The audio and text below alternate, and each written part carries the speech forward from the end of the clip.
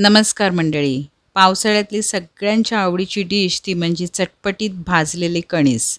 यासाठी आपण काय करायचं आहे, गॅसवरती आपण जाळी ठेवून घ्यायची आहे आणि त्यामध्ये आपण साल काढून मक्याचे कणीस यावरती ठेवून घ्यायचे. त्याला असलेले तंतू आपण काढून घेतलेले आहेत. आता हे मके मोठ्या गॅसवरती आपण चिमट्याच्या साहाय्याने गोल गोल फिरवून व्यवस्थित भाजून घ्यायचे.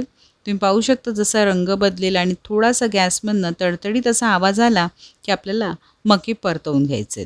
आपल्याला त्यांना जास्त करपवून घ्यायचं नाही आहे. हलकासा वरती काळा रंग आला की आपण त्यांना पलटवून घेणार आहोत. सर्वप्रथम पुढच्याच बाजूने आणि नंतर मागच्या बाजूने आणि त्यानंतर आपण कणसाच्या खालच्या बाजूलाही सर्व बाजूने भाजून व्यवस्थित घ्यायचं आहे. आता अशा प्रकारे आपले सर्व मके भाजून झालेत. हे भाजायला साधारण 2 ते 3 मिनिटाचा वेळ लागलेला आहे. आता आपण एका डिशमध्ये पसरट डिशमध्ये 1 चमचाभर लाल तिखट घेतलेलं आहे. त्यामध्ये आपण घालून घेतलेला आहे अर्धा चमचा चाट मसाला आणि पाव चमचा मीठ घालून घेतलेलं आहे. आता हे एकत्र करून घ्यायचं आहे. आता आपण काय करायचं आहे, आपलं जे मक्याचं कणीस आहे ते इथे घ्यायचं आहे.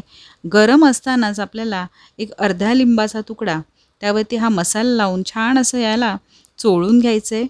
हलकीच आपण मध्येच लिंबू थोडं प्रेस करून लिंबाचा रस आपल्या कणसावरती लागेल त्याची खबरदारी घ्यायची आहे आणि सोबत मसालाही त्याला पूर्ण सर्व बाजूने लावून घ्यायचा आहे. अशा प्रकारे आपलं कणीस तयार झालेलं आहे. गरमागरम कणीसाचा स्वाद घ्या. नक्की ट्राय करा. चॅनलला सबस्क्राईब करायला विसरू नका. धन्यवाद.